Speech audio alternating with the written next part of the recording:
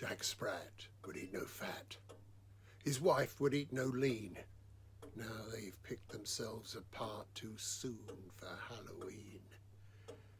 Jack Sprat wouldn't pick the fat. He'd pick at his food, pick the bones out of that, while Mrs. Sprat always picked hers clean.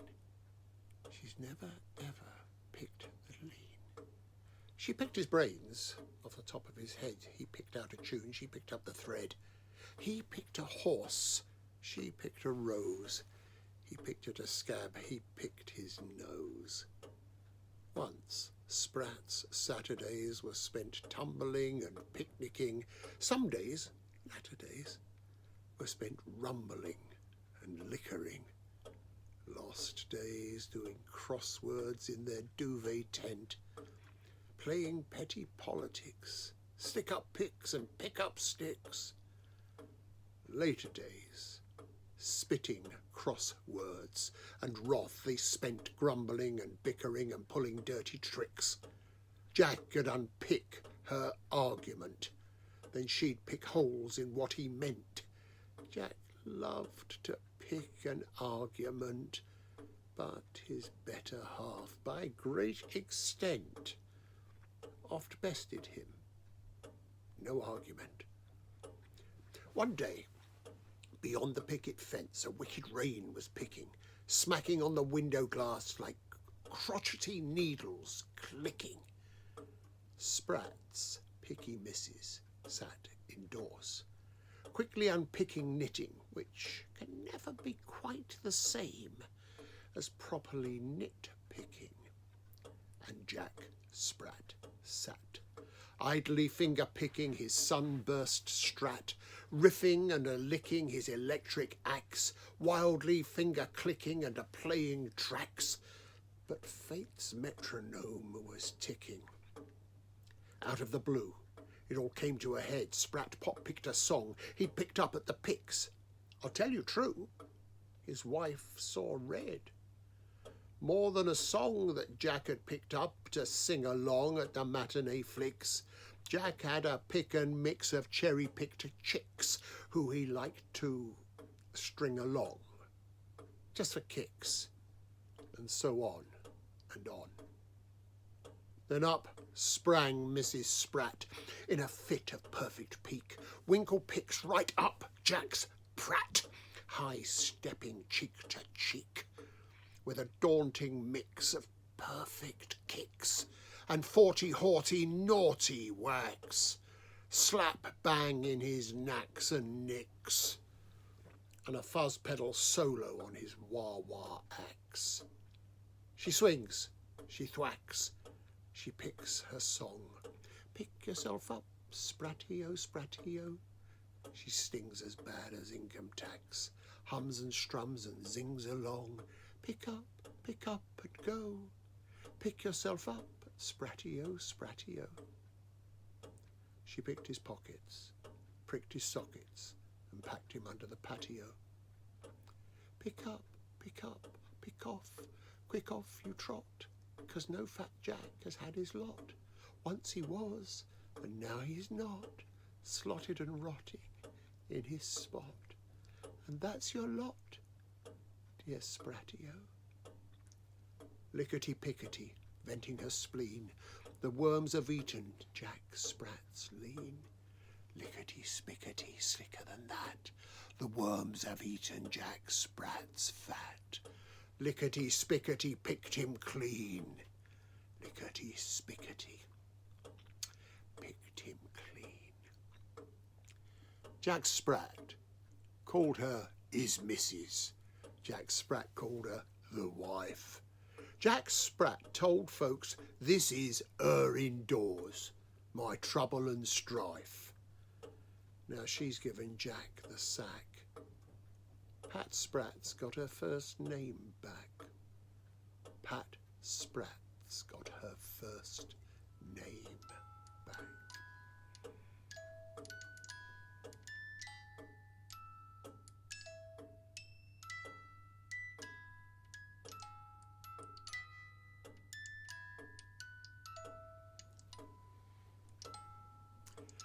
Georgie Porgy pudding and pie, kissed the girls and made them cry. Georgie Porgy, VIP, was way above the common throng. The girls he kissed would start to plea, but no one cared that he'd done wrong. Georgie Porgy, VIP, ran the biggest bakery. The girls he kissed would start to scream. He decreed such news was fakery. Porgy's bakery biz was crowned with the richest loaves of bread and money, puddings and pies the best around, and tarts much sweeter than any Easter bunny. Georgie Porgy, VIP, baked and caked in gold, not run-of-the-mill like you and me, we're just hooked and cooked and sold, sugared and spiced, and twice as nice. His jammy turnover was huge as hell. How many lickspittles took a slice? Oof, lips are sealed, and none will tell. Widow Sprat, Patricia, Pat, grew irate at Georgie's misbehaving. When she balanced up this and that, Georgie Porgy was not worth saving. So Pat flipped her wig and told some lies, got a min-wage gig, pricking puddings and pies. Prick it and pat it and mark it with grief. Sprick it and sprat it with a fatal motif. Porky Georgie, finger in pie man, networks a regular orgy with frontman Simple Simon, offering a range of specialist activities, pandering to all sorts of illegal itches, prospering from all sorts of immoral proclivities, enjoyed by city wizards and celebrity witches. More ins and outs than an indecent argument, more fat on the table than you'd find in porgy pies, more standing members than a 3-line whip in Parliament, more this and that and hows and whys than you and I's could fantasize. Once all the guests were up and at it, sticking their noses in each other's bigness, Pat Sprat sprang to sprick and sprat it. Disruption of corruption, taking care of business. Bang, bang, Pat Sprat's proper smashing Simple Simon on his patsy bonce. Bang, bang. Kitchen hammer flashing. It's all over in a nonce. Like a golfer with a wedgie, bangers and mashing his sausage and veggie. That's the end of one evil ponce. The naked greed of the great and the good, not plebs, just slebs of the neighbourhood, the money and power in our town, getting sliced and diced with their trousers down. Hey diddly diddled, the coolest cat fiddled with a dish he was starting to spoon. Digging it ringside, a dog, dogging, cried as Pat picked him off up the moon. The cat got capped in a manner most apt, and the dish followed on very soon. 4 orgyists accounted as Pat's body count mounted. Up next is a Toy Town tycoon. Trumpety, trumpety, piggly. Lived in a tower of dollars, jiggly, wiggly, nasty and niggly. Oh, how he twitters and hollers. This little pigly sings a bigly song. Sing along a me, me, me. When prickly Patty comes along, this little piggy went wee, wee, wee. Wriggly piggly, squiggly grunting. In his bigly ones and twos, Pat Sprat quickly spicked his front in, and he swore it was fake news. Now Piggly's bigly done and dusted. So huge, folks, so very great. Ugly flushed and biggly busted. That's your lot, fool. Fate is fate. Next, and giving it all away, on her knees already, a tawdry Tory in dismay, easy and peasy, sure and steady. Mary, Mary, contrariwise, cocked up shells and broken pledges, was ever a politician so full of lies? Or so the history book alleges. Strong and stable, she thought she'd stay, a stranger's heart upon her sleeve. But as her sleazy party died away, she concluded that she'd better leave. Better for who, contrariwise? Me or you or nuts in May? No one cares to sympathise, and hard or soft, May had to pay. Twinkle, twinkle, B-list troll, snogged a racist frog-faced imp, bagged together in toilet roll, as tightly wrapped as a two-backed gimp.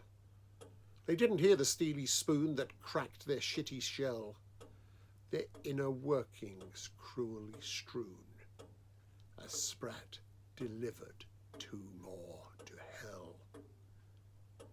Goosey, Goosey Gander was a major mogul who enjoyed a good philander, though he much preferred to ogle. Goosey liked to touch. The press of an uninvited fiddle. Pat Sprat did him. Going Dutch, she split his deal straight down the middle. Little Miss Muffet should have said stuff it, she knew how it might get mucky. Boozy, easily confusey, she hoped that she might get lucky. A starring part in a work of art had always been her dream. Dutch courage, breath, wine-stained death, and the echo of her scream. Bojo the molester thought he was a clown. He had all the charm and bluster of something moist and brown. Lackluster jester, schooled as a leader, social thruster, nasty little bleeder. Oh no, Bojo. Go, go, Bojo, go. Oh no, Bojo. Go, go, Bojo, go. Pat used a knuckle duster to cut Bojo down to size. With her attitude adjuster, she picked up both his eyes. One blow, a mojo buster, crushed and mushed his brain. And lest his offal should disgust her, she champagne flushed him down the drain. Just 4 escaped this grim encounter with desolation on so great a scale. A randy royal, a money counter, a creepy crawly eugenicist, and a fat cat twat who should be in jail. All 4 cheated the wrath of Jack Sprat's spouse, the royal coward, not sweating in the carsey while 3 vice mates see how they run blindly from the house into the pics of a grateful paparazzi. Oh dear, what can the matter be? Little Bobby's locked out of the lavatory. Now Bobby Shafto's gone to seed. Here's the bits he didn't need. Gizzards and guts and steaming entrails. His screws and nuts and slugs and snails. His bits and bobs and puppy dog tails. Bobby Shafto was a sleaze bag. Bang, bang, gash and cleft. Pat goes zig, then Pat goes zag. And that's 12 down. There's just 1 left. Georgie Porgy, pudding and pie, kissed the girls and now he'll die. Georgie Porgy was saved till last. Oh, my days, his future's past. Georgie Porgy, see him cry. The spit of death is in his eye. Georgie Porgy, pudding and pied. Now his heart is open wide. Georgie Porgy, VIP. Georgie Porgy, R.I.P. All in all, and all in, grind the bones and toast the skin.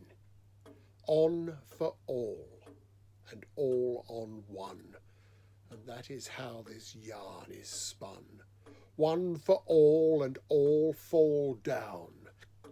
An upside smile is a downside frown. The headline's called Pat, Sprat, a virus, but that's not true. Pat discriminates, and oh Pat, how you inspire us. It's the precision with which Pat eliminates. A baker's dozen paid Porgy's price. Pudding and pie, sugar and spice, lean and fat, virtue and vice. Pat baked them once, then Pat ate twice. 13 biscuits, serve them nice.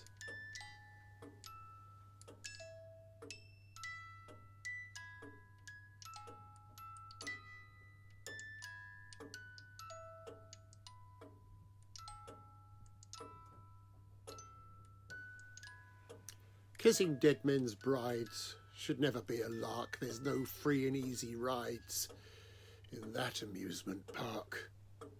Wee Willie Winky runs through the town, upstairs, up theirs, with his pants down. Peeps in your windows, fiddles with your doors. Is every family safe inside? Pick his, pick hers, is yours. Wee Willie Winky ran round the houses. It would have been much better had he kept it in his trousers.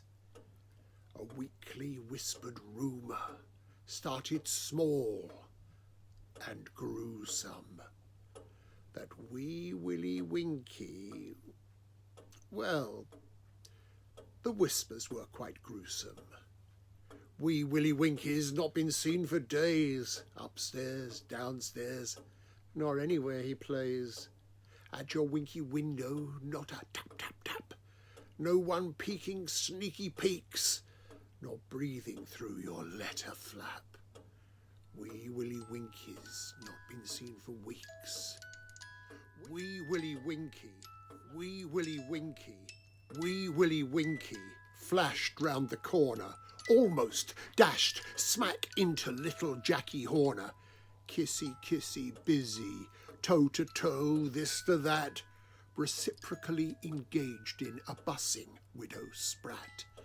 Jackie and Pat having a lark, playing loose and fast, consensually clamped in a dark car park, each gripping tightly as plaster cast, when Wee Willie Winky comes shooting on through.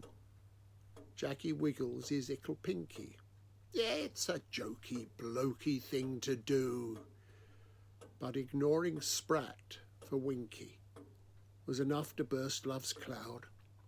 Pat thought it might be kinky, and that never is allowed. Pat, Sprat, oh, her anger grew, and as the atmosphere froze colder, little Jackie felt things had gone askew. Alas, he wouldn't feel much older. A bitter taste of passion stung, the greedy trace of Horner's kisses, nasty and tangy on the tongue of a self-made widowed missus. Pat Sprat lets no man scorn her. She pricked and spricked and raged, unsticking from quickie Jackie Horner, she quickie disengaged. Willie and Jack would pay her price, but which one would be first? Blood would rain like wedding rice as love's cloud pricked and burst. Dinky, Twinky, Winky wore no underwear. Sprat splattered Stinky Winky from here right up to there. Pat picked over some of these and pickaxed some of those.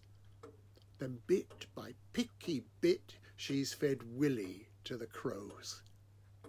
In a buttery, spluttery voice, little Jackie clamoured, but Pat Sprat, she was proper vexed. Mercy, alas, is never a choice for the improperly enamoured. Little Jackie Horner was bound to be unsexed. Dear little Jackie Horner, tucked up in his corner, knowing he'd be next. Pat took off his thumbs, plucked off his plums, and made permanent cuts to this text.